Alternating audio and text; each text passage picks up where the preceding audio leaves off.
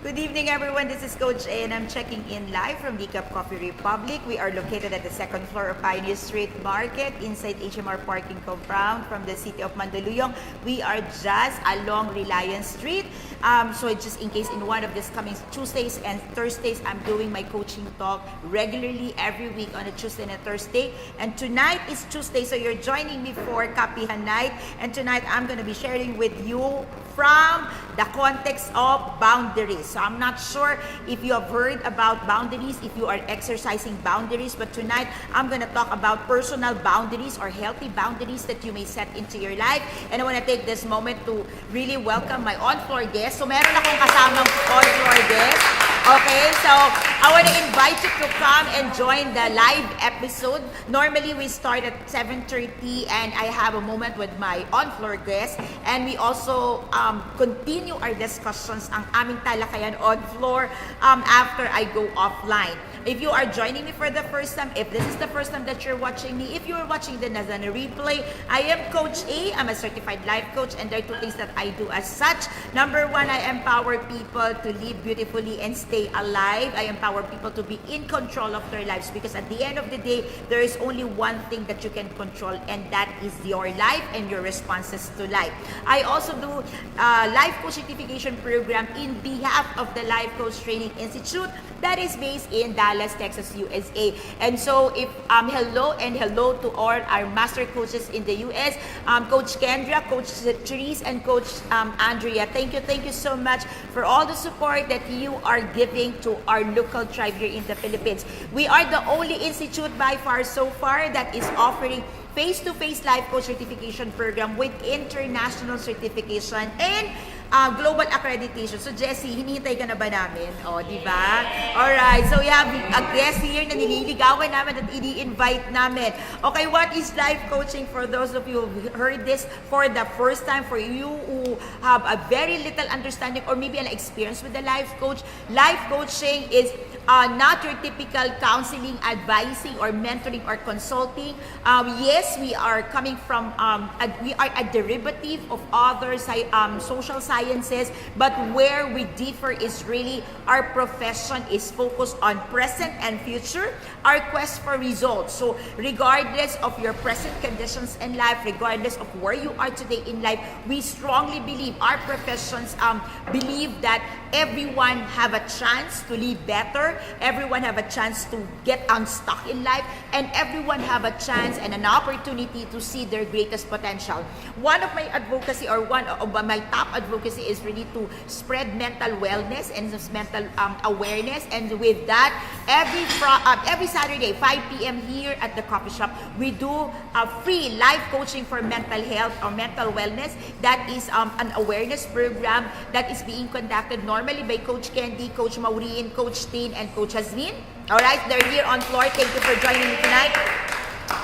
But just in case you are interested for mental wellness intervention, so this is the program that we offer for people who are interested, or you've got a need to level up your understanding of mental wellness and how it can be better at home, how it can be better at the workplace, how can it be better in your ministry. Please get in touch with Coach Rizal, 091-7586-1661, as we offer this course to really individuals who are really interested to level up their mental wellness practice. Okay, so whether it for you or for your family, community, school, and offices. For tonight, we're talking about healthy boundaries. So just in case you know someone, you have a friends, a relatives who you believe, okay, will be blessed by this. Okay.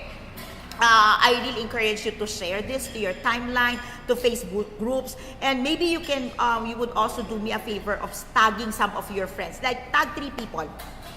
In case you're watching this on a replay, okay, hashtag replay, okay, but you can watch a better versions of this from my YouTube channel, that is Coach A. And I also want to take this moment to invite all of you, go visit the YouTube channel and find previous talks, previous discussion, coaching sessions that I had. And we also have in that channel our coaching cafe, okay. Hi, Coach K, I missed you, okay. I barely go online last night and maybe this night tonight also tonight. But I miss you, and to all the people in Tacloban, to our tribe in Tacloban, hello from Manila. Okay, I will be back very, very soon. Okay, we're doing our live coach certification program again in Tacloban, March 16 and March 17. So just in case you are from Region 8, okay, we're advancing powerfully and mightily in Tacloban thanks to Coach K and the rest of our tribe, the rest of the coaches from the region. Thank you so much for doing such a great job. Hello to Coach Mel and Mami Bell. Right now they're in Cebu. All right, we're advancing also in Cebu, and we will be there this Friday, February 23. So today is Tuesday. Dalawang tulog na lang, Coach Mel and Mami Bell. I will be there in Cebu. And if you are from Cebu, we will be in Cebu Grand Hotel, 6 p.m. this Saturday. Okay, I'm flying in Friday, but the session is gonna be on February 23, Saturday. We're doing life coaching 101. So again, Cebu Grand Hotel. Okay, so that's 6 p.m. and the learning fee is only $599 inclusive of your snacks. Okay, light snacks from the hotel. And that's gonna be an opportunity for you to learn more about life coaching. So we will be in Cebu, just in case you have friends in Cebu. All right. So we decided to move the certification class from March, originally 15 and 16. We moved it to April 27 and 28. That is to give an opportunity to the Cebuanos, to people in that region, to be able to respond. That's Region 7. Okay, so we believe that moving it to April is going to give you an opportunity to respond to the certification program. So I'll see you on April 27 and 28. But this Saturday, I expect, okay, that really I'm going to get to know more of you. And for those of you who have already registered, for those of you who are already coming in and joining me on Saturday, I'm excited to be in Cebu by Saturday. So see me on Saturday, 6 o'clock, Cebu Grand Hotel. All right, another thing that I want you to really look into is please visit the Decaf Coffee Republic pages. Okay, we've got a lot of things happening from Monday to Sunday here at Decaf Coffee Republic. Most of our events are Coach Mel, hello, and Coach Ems. Okay, we miss you. I'll be there. I'll see you on Friday, Coach Mel and Coach Bell. Coach Ems, thank you from Region 8. Thank you for tuning in. All right, so please tag 3 of your friends. Tonight, we're gonna be talking about healthy boundaries. Okay, so I'm not sure if you are practicing this, but on a nutshell, what is a boundary? Boundary is what? Coach Arman said perimeter. I like it. Perimeter, setting the space and all. But boundary is really that kind of limit. All right? The limit or the space between you and another person. All right? So basically, you don't say, I have a healthy boundary if it does not include any person. So it's a perimeter fence. All right? Perimeter limits space between you and another person. All right, so be it professional, be it personal, the thing there is the purpose of setting. Okay, let me just read this. Okay, do I get it? Crystal Tamayo. Okay, I saw you in Magandang Buhay. God bless you and more power. Thank you so much. Thank you. All right, so going back, the purpose of setting boundary, I think what we need to understand is, why do we need boundaries? All right, we've started and saying, it's a space, it's a limit, it's a perimeter. And many people would have this negative thoughts that when you talk about a boundary, you are limiting. Diba? Parang it's limiting because it's a boundary. But I want to encourage you tonight and take a look at this from a perspective of boundary is actually set for the purpose of protecting you. So, it's like, I think, Coach Arman, when you said it's perimeter, what's a perimeter fence? A perimeter fence is something that protects you, right? So, that's basically the concept of why we need to set the boundary is because we've got to understand that boundaries are there to protect you. It's a limit for the purpose of protections, okay? Coach Aga, I hope that one time you will be here in Coach Joy. Okay, so all the way, sabi niya ganun, from your fans here in Bulacan. Coach Aga, thank you so much. Okay, we have got this beautiful couple joining our batch 18. Okay, Coach Aga and Coach Joy, thank you so much. And I look forward one of the Tuesday and Thursday, nandito kayong dalawa. Okay, so going back, here's the thing, all right? How many of you have really thought to put up personal boundaries? Coach Lau is joining us for tonight, okay? the very reason why I am passionate about talking about boundaries, and I thought of really putting up this talk tonight is because I think, when was that? We did it last Friday. We did mental wellness. At home. And most of the time, you realize that what is important for family is to have a very healthy mental, okay? We have, for families to have boundaries for them to maintain a very positive mental health and well-being in their family. Because many times, if we play a role, like for example, if we're parents, and because we're parents, we cross over that boundary at pinakikialaman natin lahat ng ginagawa ng mga anak natin, we're crossing that personal boundaries. That's not, sabi ng anak ko, he's joining me tonight, tama daw.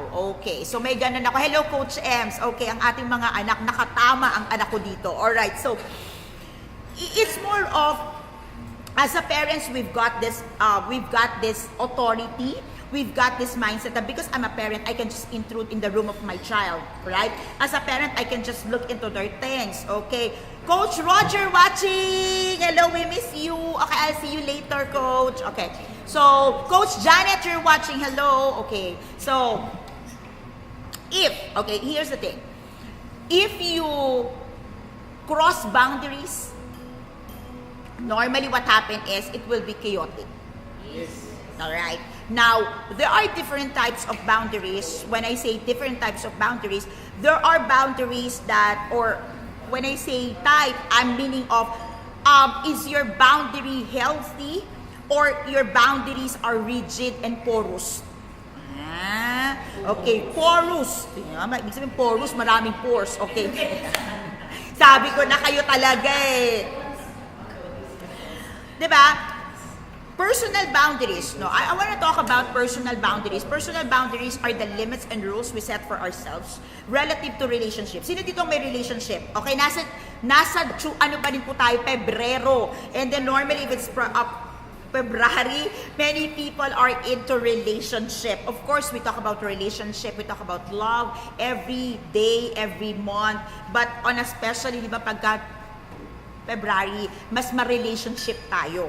And again, I want to look into tonight, personal boundaries to make our relationships better. Gusto nyo ba yun? Oo naman.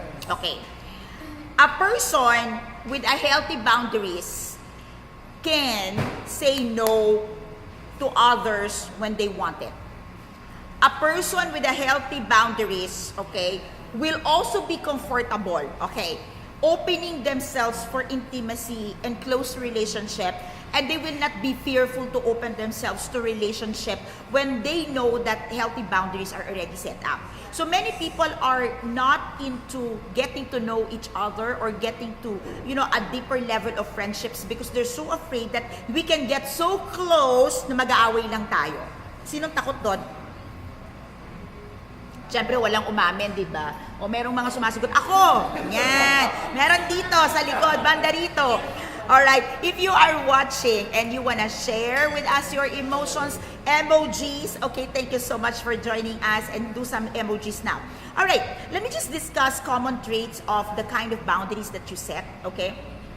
Number one, there are people who set a very rigid boundaries. And from the term rigid, all right, they avoid, okay, intimacy and close relationship.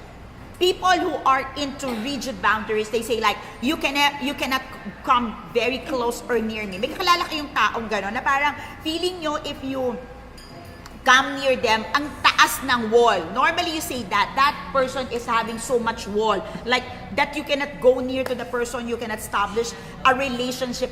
By the way, we're talking about, I said intimacy, but I'm not only talking of that relationship of a boyfriend, girlfriend, or husband and wife. I'm even talking of people building relationship, and then you start feeling that even if the relationship or friendship is progressing, that person would have a lot of walls.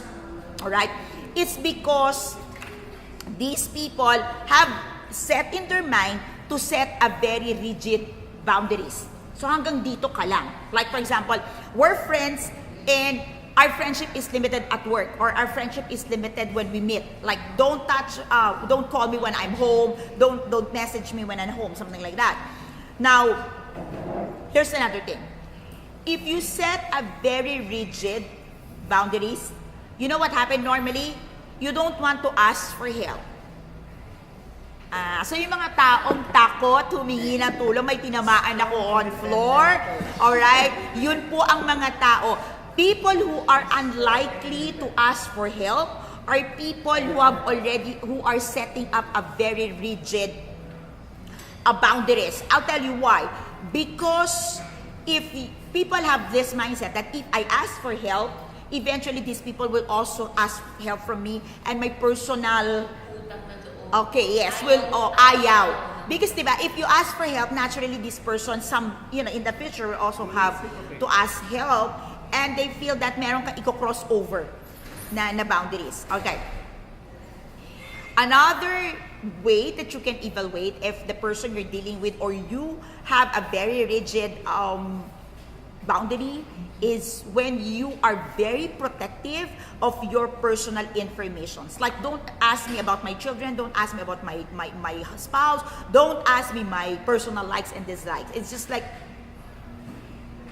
people would say on a need basis. Very professional. Okay, you've heard those people, like, it's like, one time I met someone who complained, and who not really complained but shared really a disappointment over someone, all right, over a colleague. And I said, I asked, why are you so disappointed about a colleague? Because I thought we're friends. That's what the person said. All right, so you thought you're friends, so what seems to be the problem? Because we eat together, and everything. So what seems to be the problem? It hurts me, according to the friend, that I found out he's married. And I said, all right, why did it hurt you? Is the relationship romantic and all? He said, no, they're both men, okay? They're both men. But he said, I felt offended. I felt the discomfort because we're friends, and I thought we're friends, but I never knew he was married. So it's just like, if we're friends, or at least we're developing a relationship, isn't it like your status in life, you having a child, you having a spouse, is something that can easily be like shared, something like that. So think about it. Okay, I have a question here. I used to have walls. Now, konti na lang. I love you, Coach Mel. Wala na nga ata yung wall na yan. Alam ko, love mo kami. Si Coach K, Coach A, pasado na naman ako. Oo naman. Oo. Hindi mamaya, Coach K, pasadong-pasado ka sa healthy boundaries. O, di ba, pumapormal.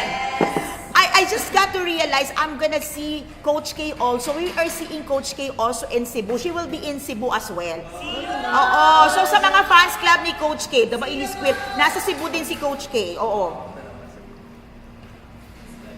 Yun na po ako dun. Okay. Another thing, okay, you will experience this for those of you who are in a relationship. Okay? Ibig sabihin kung kayo po ay may romantic relationship. You would see and you will feel when a person have a rigid boundaries, when that person is, even if they are in a relationship, they seem to be detached. Alam mo yung feeling na, why it seems that you're so far from me, na? That drama. Near yet so far. Yeah, you're near but so... You know that feeling that you are in a relationship. Normally, I get this, no? When people complain about their spouse, they complain about their boyfriend, their girlfriend. It's just like, we seem to have a relationship, Coach, but it seems to be none. What do you mean there seems to be you and there's none? Parang kami na hindi kami. Alright? It's just like, the term is like, the relationship itself is like professional still. That, okay, there are still limitations on what I can share. What are... Pwede. Oo. You know, there are... Here's the thing. I have people, I knew people where girlfriend kita, or we're in a relationship, but if it's during the week that I'm working, don't call me, don't message me. I'll see you on a weekend. Yeah, there are people like that. Or we are in a relationship, But your personal thing, like anything about your parents, your siblings, let's not talk about it when we're together. When we're together, we talk about our relationship. Anything that bothers you at work, and that's yours and mine is mine. We've got people like that. And that's rigid boundaries. And here's the thing. Okay, bato-bato sa langit ang tamaan, bato-bato sa langit ang tamaan ay sapol. Okay, eto po to. These people, the people who set rigid boundaries are people who keeps others on a distance to avoid the possibility of rejection.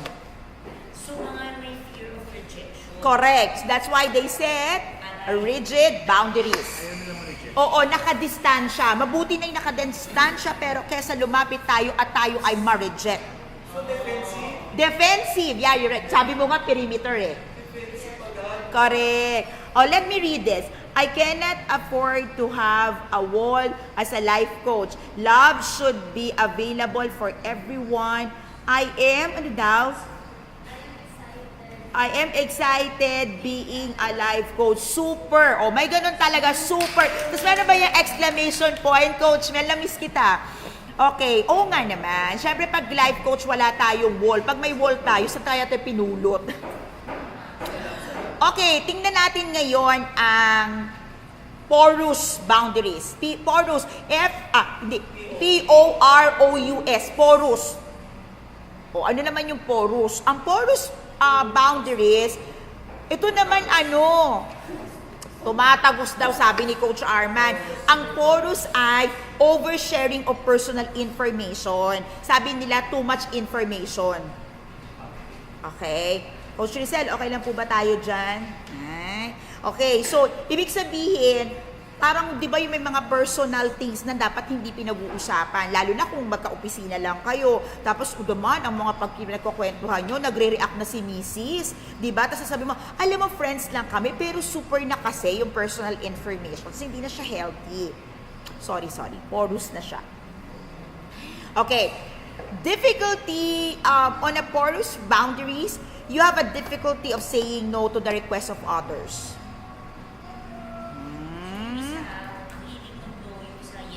Correct. Tapos, another characteristics of this is, you are over-involved with other problems, with other people's problems. Yung over-involved, alam mo, pakialamero ka na talaga. Ang ganda pag gusto mo sabihin na pakialamero ka, you're over-involved. Yes. Ganun talaga pag coach nakakahanap ng ibang Mas maganda pakinggan. You are over-involved with others' problems. Okay? Now, here's the thing. Another characteristics of a porous boundaries is this. You are dependent on the opinions of others. Okay? And because, yes, it's, normally people pleaser, but normally you want affirmations of other people. And you know what's the danger of this? You are accepting abuse or disrespect. Oh. Because nga you're looking for affirmations, right? So, and you want to please other people. So normally you are vulnerable to disrespect and abuse of other people. Okay? And normally you have the fears of rejections if you don't comply with other people. So you feel like if you don't say yes, if I don't agree with other people, if your boundaries are porous, normally there's so much fear of rejections. Okay? So what is a healthy boundary? Which is our topic for tonight. Di ba nag-intro lang ako? Okay, so oo, intro pa lang to. Kayo naman. Oo. So what is a healthy boundary, Coach Mix? Don't die on other people's misery. Ay, kamo naman. Ay, si Coach Cherry Minas, ayan, ganyan ako. Ay, porous daw. Oy, Miss Cherry, i-move natin ng konti from porous. Gawin natin healthy. Now, here's the reality, no? Normally, what we see is either it's a rigid boundaries that it's so stiff, or it's a porous boundaries na parang wala namang boundaries. Okay? Tama? So, meron pong tinatawag na #healthy boundaries. In between o yung tama, yung dapat ang meron tayo. Okay, so, what is a healthy boundary? You wanna know what's a healthy boundary? Here's the thing. If you are able to set, Coach K, makinig ka. Ito, naniniwala ako meron ka dito. Coach Mel, meron tayo nito. Healthy boundaries ang tawag sa ating relasyon. Di ba? Kumo-connect. Healthy boundaries is number one, you value your own opinion. Okay? And you don't compromise, and you don't compromise your values for other people. Okay. Naturally, see what a healthy boundary is. Fluid. Okay, pwede. Okay, so, it's like you know your own values. And because you know your own values, okay, you don't compromise it. And because of that, you know that you can value your opinion as well. Because your opinion is always grounded on your core values. Right? Healthy boundaries also is your ability to share personal information. Listen up, okay? You're able to share your personal information in an appropriate way and does not over or undershare. Yes? Okay? Another thing is you know your personal wants. You know your desires, you know your needs, you can identify it, and you can communicate it properly. You know, the problem with boundaries, the reason why we're having difficulties setting up a healthy boundaries is number one, we don't know our personal needs, we don't know our desires, we don't know what we really want, and therefore we're having difficulty sharing it or communicating it. Because to begin with, if you don't know what you want, how can you communicate it? You're getting the point? And accepting when others say no to you, meaning you can accept even if other people tells you it's a no, and you take it just an objection of your thoughts, but not a rejection. Remember, objections and rejections are two different things. But many people feel that when their ideas are objected, they are rejected. But that's not true. Okay? Your proposition may not be accepted, but you're not rejected. Your proposal may be turned down, but you're not being rejected. Celebrate.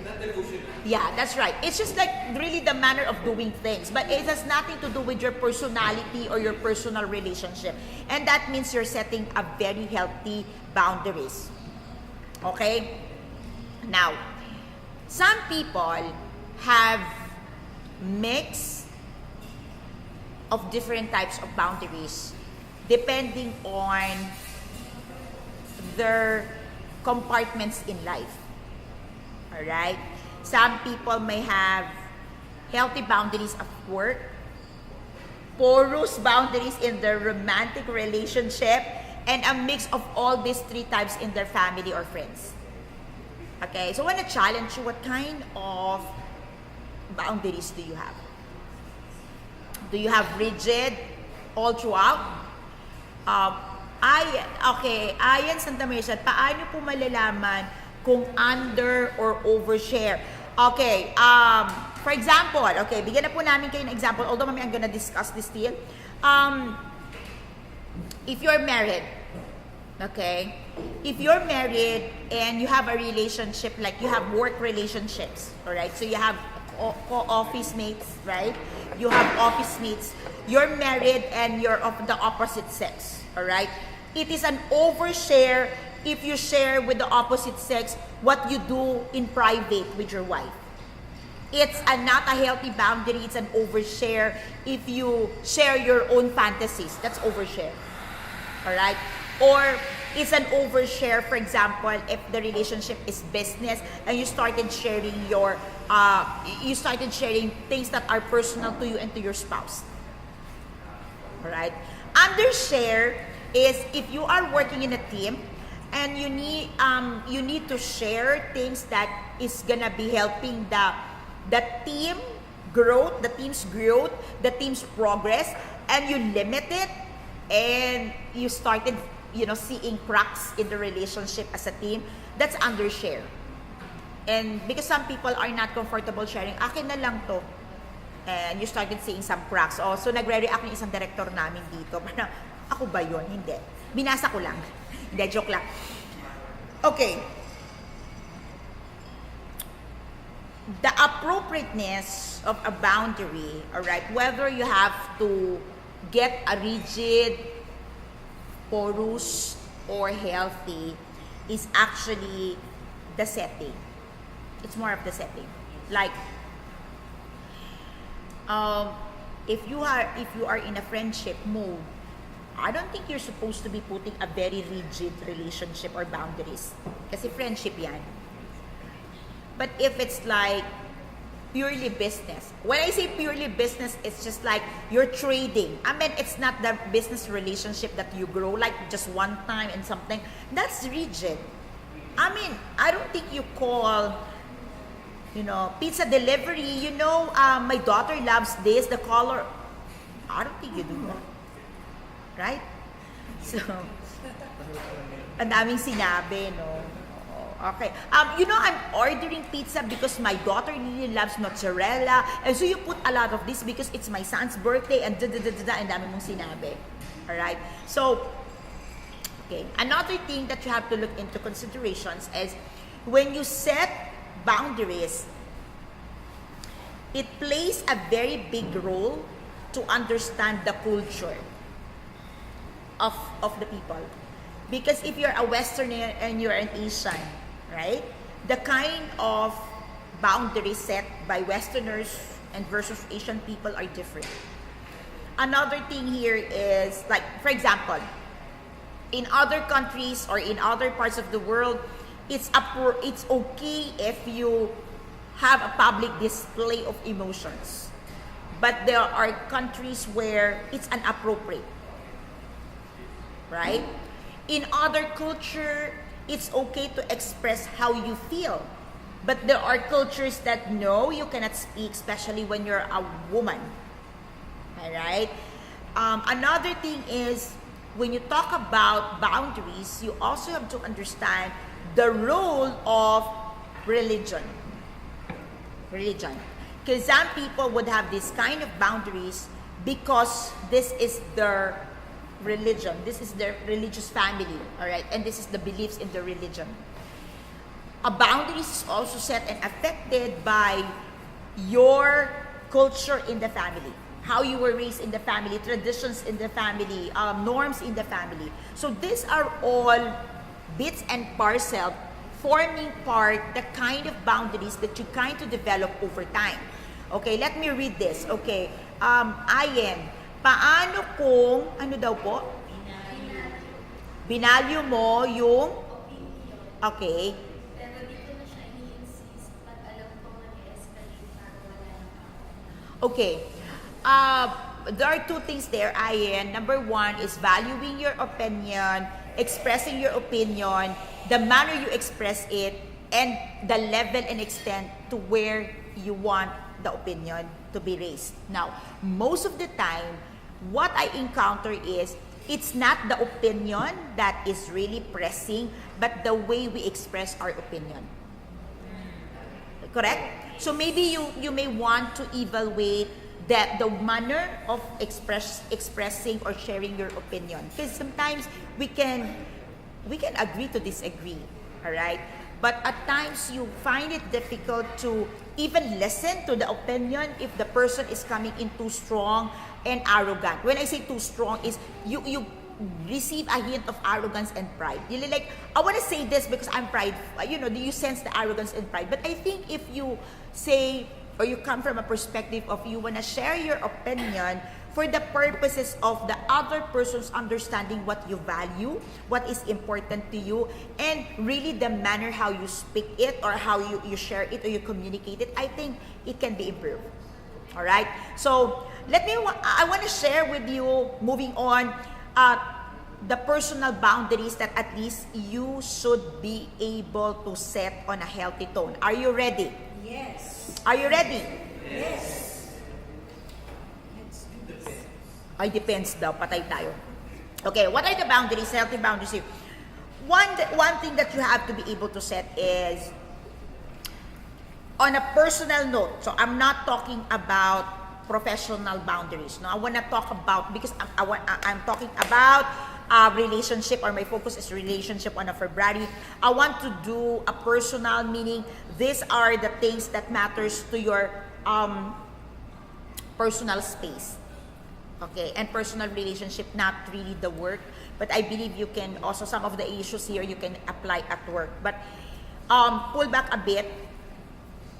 I want you to see that setting up a boundary is really very, very important on the concern of self-care.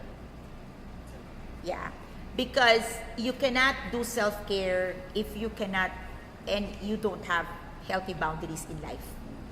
Because to take care of yourself, healthy boundaries must really be set up. Okay? Healthy boundaries is a crucial component of self-care in all aspects of our lives. Okay? So, let's start looking at physical boundaries. Physical boundaries refers to spaces or space, personal space, and physical touch. A healthy physical boundaries include awareness of what is appropriate when we talk about physical boundaries and what is not. In some settings, hug, shake hands, kiss or beso. The kiss here is the beso is acceptable. But there are situations, culture, where you can just only do a very cordial handshake. And you cannot do hug, or you cannot do a beso or the kiss. Physical boundaries may be violated if someone touches you where you don't want to be touched, or somebody invade your personal space. For example, getting inside your bedroom when you're not there, or getting into your lockers, to your drawers, getting something when you're not there. That's a physical boundary. Alright? Oo, like reading your journal, reading your diaries, okay? Reading your personal notes. Okay? Reading your cell phones, opening your cell phones, that's also physical boundaries. Okay? Now, when you talk about physical boundaries, you've got to be very, very upfront to communicate what is not acceptable to you. Like, for example, if you are not comfortable with beso, or you have a concerns with that, especially if you're married and your spouse is not comfortable with beso or hug, then you know that you need to put up that boundary, especially when you're married. Or if you are in a culture where beso is not accepted, then you cannot do that. Coach. I think for me, I do not do beso unless the woman will be the one. I don't do that kasi baka nga mabastos eh. Alright. For me, I respect women.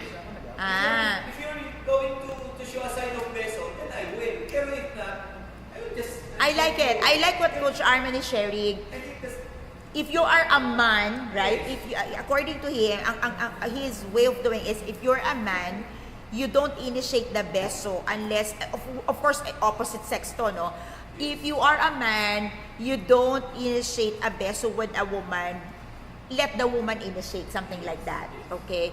Pero, if you're married and your wife is not comfortable with beso, so even if the woman initiates, don't go for that. I think yung sinasabi lang ni Coach Arman is friendly beso. Yeah. You know what he's just saying is that because he's a man, he is believe it's more of let the woman initiate or at least show sign, parang be sensitive if the person, the opposite sex, is ready for that beso. I think that's what you're saying, Coach. Okay. Now, here's the thing. Another boundaries that you need to set. Intellectual boundaries.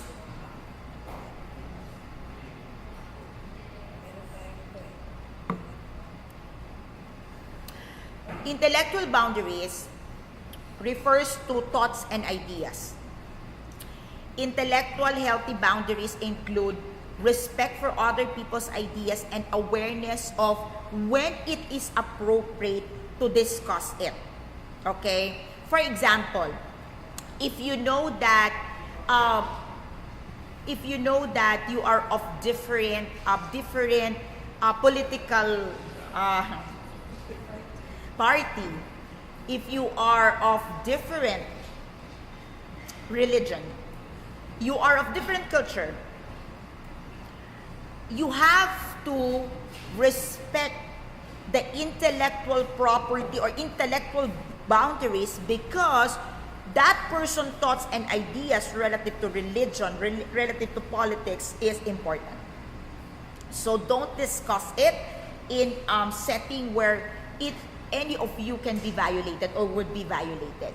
Like for example, if you are with someone who is not of the same faith, like if you're there, you're a Christian and somebody in there is a Muslim, an INC or an agnostic or whatever, it is important to be sensitive, okay, not to discuss anything that will violate or belittle their thoughts and ideas about their religion. Okay, so that's intellectual boundaries. All right. Now, emotional boundaries. What are emotional boundaries? Emotional boundaries refers to feelings, refers to limitations, all right? Your feelings at the moment and when and where you want to share it. Okay? Some people would have a healthy emotional boundaries that they will not shout out to social media their anger, their rage, and their hatred. These are people who have a very healthy emotional boundaries. Okay? They will not share, may mga pag-yes ako dito, okay? They will not share personal information, alright, that would be tantamount to people knowing how angry they are, how pissed off they are, how hateful they are at that moment. Yes. Okay? So, emotional boundaries, normally, listen up, okay? When you are sharing something, okay, emotional boundaries are violated when someone criticizes, belittles, or invalidates another person's feelings. Like, for example, if there is a rift in relationship and you badmouth that person in social media, that's, crossing emotional boundaries. Okay. Another thing is you kind of sharing information that will be detrimental to other people's growth, and you do it publicly. Because at the end of the day, emotional being yung tao eh. So when you do that in public, definitely you're hurting and you're stepping on other people's boundary, right? So for example, if you oppose about something, I don't agree with that, and you go out there and really find an opportunity to go public on it, that's emotional boundaries crossing over there. Another thing that you have to set a healthy boundary personally is your sexual boundaries. Who can connect? Sexual boundaries in here, okay? These refer, okay, to the emotional, intellectual, and physical aspect of your sexuality. Healthy sexual boundaries involve mutual understanding and respect of limitations and desires between sexual partners. Sexual boundaries can be violated with unwanted touch, okay, pressure to engage in sexual acts, sexual commitments, or something that you are not comfortable. So, It does not necessarily mean that you are married or you have intimate relationship, that everything is possible and everything is acceptable. Like women, if your partner would say, we're in a relationship, you're supposed to be able to give this to me. And if it's not your values, it's not your core values, it is not within the boundaries you set, then you can say no. If you are married, okay, not because you're married, your spouse can make you do anything that is not acceptable to you. Okay? So meaning, when you talk about sexual boundaries, it's still attached to your core values. Why? Because what? Sabi ng aking anak, #consent. Okay? Remember, we're talking about here healthy boundaries. And when we talk about healthy boundaries, yes, there must be a consent, there must be a mutual understanding. And when you talk about healthy boundaries, you're talking about boundaries that are properly communicated and properly understood with the purpose in mind. Okay? Next, okay. Have you ever heard of material boundaries? Material boundaries refers to money and possession. Yeah. Healthy material boundaries involve setting limits on what you will share and with whom you will share. For example, it may be appropriate for some to lend cars, their family cars, to siblings. But for some family, it's not. Right? So, it's like you start feeling ill when, a brother will not share a car, will not share a thing that owns by the family. Like, meaning if your sibling have a wife or spouse, and then the wife or the husband or the spouse is not comfortable, that one thing is being shared with the sibling. That's what we call material boundaries. Yung prenuptial agreement. Yes. Prenuptial agreement. Sinasama po nila yon, yes. It's because you don't want any violation on what is already being valued before marriage. Coach Arman was asking about the prenuptial arrangements. Yes, it falls on material boundaries because people coming into the prenuptial agreement wants to protect whatever material things they were able to put up before they coming together. Normally, this is being done not for the purpose of securing their material wealth between the two of them. Normally, prenuptial agreement are entered into when there are other parties involved. For example, there are children before marriage, right? Or some people would say, I have an aged parents, or I have a sick parents that I needed to secure what is for them. So that part of my possession is not under our conjugal property. That will go to my parents. So that's part of it. Another thing that you have to look into the material boundary is that it is a damage to a relationship when you take to use for your own personal purpose other people's property or materials which you think is common, but apparently it might be common in the household, but your spouse, your wife, your sibling or your parents still wants to put that boundary. Diba? If you notice sa bahay, there are issues that a sibling or a family member will say, bakit mo ginamit? Right? Bakit hindi ka nagpaalam? You hear that? And then, ang damot mo naman, para yan lang. Sinong guilty? Right? So parang, yan lang, kailangan ko magpaalam. Those are your common thoughts about it, right? Okay. By the way, if you can connect with the boundaries and you have examples of this, you can put that in the comment, even on a replay, because sometimes it's really important for people to hear your examples and your personal notes over the matter, as it will also enhance their understanding of what we are talking about here. All right? So, next.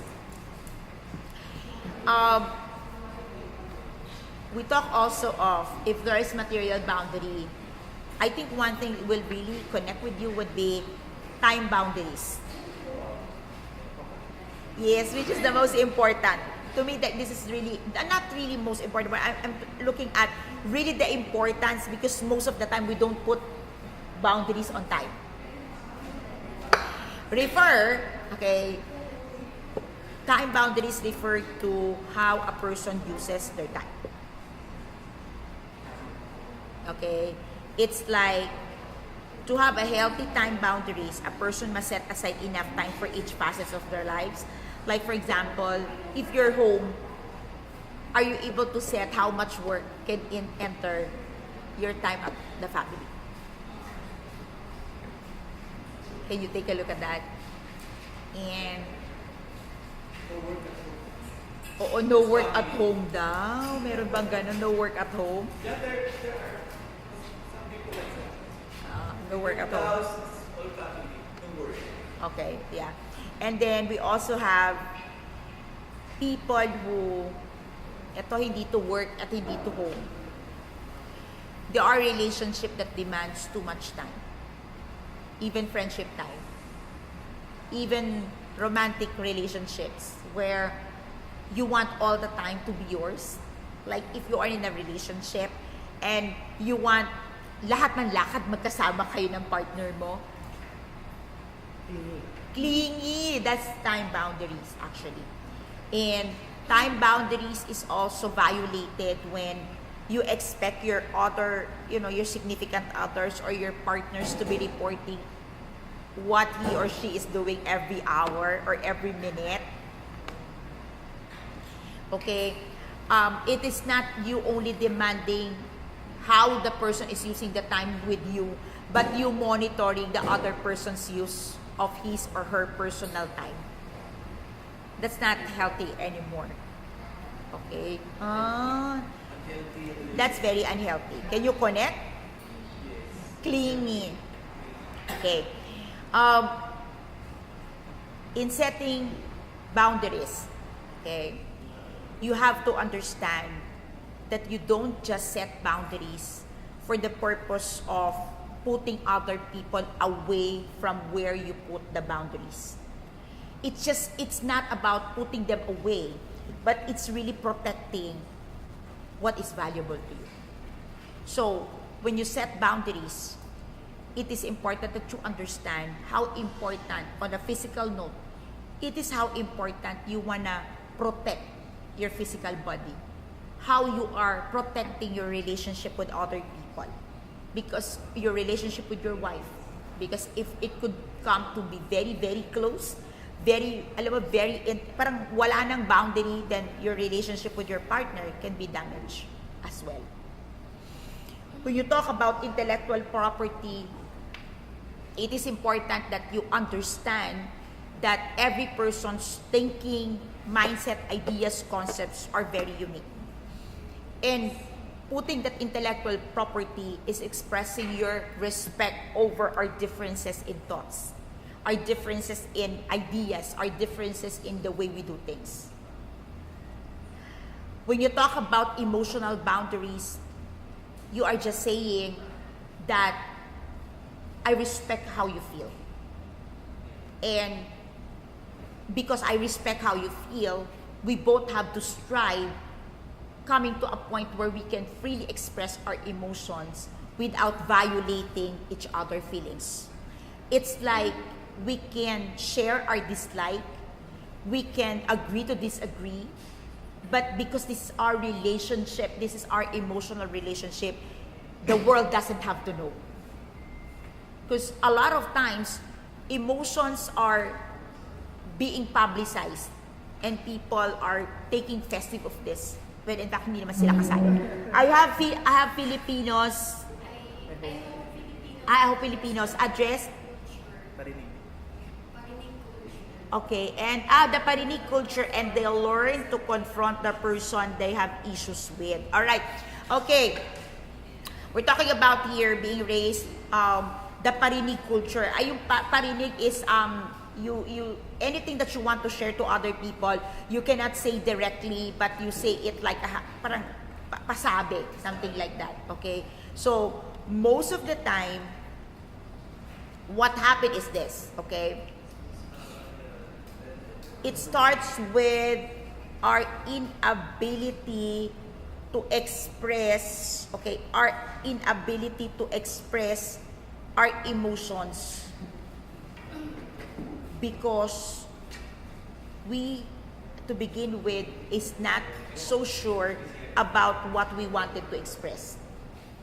Alam mo yung ganon? Like, if you know that you have real sense, real meaning, real issues, real concerns, then it would be easier for you to not confront. No, I don't think when you talk to a person and tell your concerns, it's confronting. But it's more of really being able to express your thoughts and your ideas. I think that's our unhealthy thoughts, that whenever you share, it's confrontation. That's why many people would say, hindi kasi ako confrontational. Being transparent, being direct and upfront doesn't mean you are confrontational. I believe there is still a way you can express your ideas, your thoughts, and your concerns. Tama ba? Okay. Now, when you talk about sexual boundaries, we're talking about really how you respect your sexuality. And it has nothing to do if you are married or not. It has nothing to do if you are, you know, if it's your relationship is intimate or there is a term in your relationship. Because some people would say, we don't have to set boundaries kasi wala naman kaming relationship. I mean, hindi naman kami. Alright? But whether there is a term to your relationship, whether you're married or not, when you talk about sexual boundaries, it's talking about your sexuality, how you value it, and how you want others to value your sexuality. Okay? Many people are feeling harassed. And normally the aggressor would say, I don't feel that it was harassment or aggressions because there's no boundary to begin with. Okay? So it is very important to know that when you talk about sexual boundaries, you're talking about of the total sexuality of that person and how that person wants that sexuality to be valued. Material boundaries would always have to look into material things are personal to a person. Yeah, right? So whether it's a drawer, whether it's a pillow, whether it's a bedroom, okay, whether it's a car, that's still a personal property of that person. And not because magkapatid kayo, you can just use the car the way you want it. Okay? Some spouses or some marriages fail or having that cracks because a brother can just come in and gagamitin ko yung sasakyan ni kuya. And the wife said, what? That's ours. Why are you just using it that way? Okay? And finally, when you talk about time boundaries, you're talking of how much of the other person's time is being consumed out of the context of the purpose of the moment. Okay? Individuals, this is personal boundaries, and each one of us have preference of how we use our time. And time boundaries are really crossover and violated when other people cannot respect that time. Like for example, if you are in a class and people expect you to respond to their inquiries, or you're spending a time with your family and your work wants you to return a call immediately on a Sunday, or you are at work and your spouse expected that you will call at this moment, and if you happen to miss to call because there is a meeting, there is a conference, then that sets the problem and starts on fire. Right? So boundaries are there to protect you. Boundaries are there to set a healthy lifestyle. Boundaries are there not to limit you, but really to protect you. Boundaries are needed when you start a relationship. Because when one is in control of another, okay, like you controlling other people, then love cannot grow. Love can only grow when there is a healthy space in between. And I talk about love not only on romantic setup, but even in other people's relationship. Whenever there is no space, which we call boundary, then it is impossible for any relationship to thrive, to grow, and to mature. So whether it's intimate, marital, you still have to set that level, that area of space that is healthy enough for each and every one of you to grow in every season of your life. And if you're married, like me, I'm married, and one thing that I appreciate is my husband respecting my intellectual boundaries. That he respect the way I think, the way I process things, he respect the way I see things. And not because we're husband and wife, my husband can dictate the way I will say things, the way I will think about things. Okay? The fact that relationships needs to have boundaries means that we respect the relationship and we want the relationship to grow. Because if it is not out of respect and it is not out of the context of growth, you will despise having boundaries. That's why when people said, let's have a boundary on this, you feel bad. Coach Mel, love grows if there's respect. Tama po. Now, I want to cap this night by saying, one good, sure, fireproof way not to cross on someone's boundary is this. Have a very honest conversation of what you like and what you dislike. What you value and what you don't agree on other people's opinion. Like, I don't say that if you don't value what other people's value, it doesn't mean, it's not important to you. But I want to say that this is my values, and your opinion may not be my values, but I want to respect them. You've got to be honest in communicating what makes you uncomfortable. You've got to be honest in communicating what is acceptable and what is not acceptable. Healthy boundaries will provide sanitation to every kind of relationships that you have. It will sanitize the kind of relationship that you are building with each other. It will be hygienic. When I say hygienic, it will be right up front the way you want it. Because if you set a very healthy boundaries, you will not come to a point where you said, abusado yung tao. Or the person is crossing line. Or the person is like, walang pakialam. Because to begin with, you were able to set healthy boundaries. Healthy boundaries does not happen overnight. And healthy boundaries does not happen without self-love. Because healthy boundaries commands respect of oneself. And that respect that is needed for you to be able to set up appropriate boundaries in appropriate situations and conditions is originating only from self-love. At the end of the day, you love yourself, you can respect yourself, okay? When you love yourself, you can respect yourself, and definitely you will set healthy boundaries for you to do self-care. Self-care is impossible without healthy boundaries. And if you set boundaries apart from the purpose of self-care, then you are shortchanging yourself.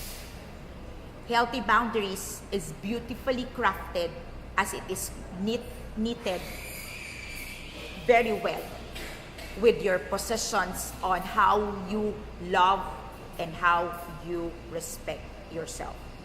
At the end of the day, you cannot give what you do not have. So you cannot create healthy boundaries if to begin with you do not have self-love. Coach Mel, I'm good. I'm saying what I want and I don't want. But sometimes I offend people. Okay. I offend people. Coach, self-love ulit. Okay. Yes, self-love ulit talaga to, Coach K.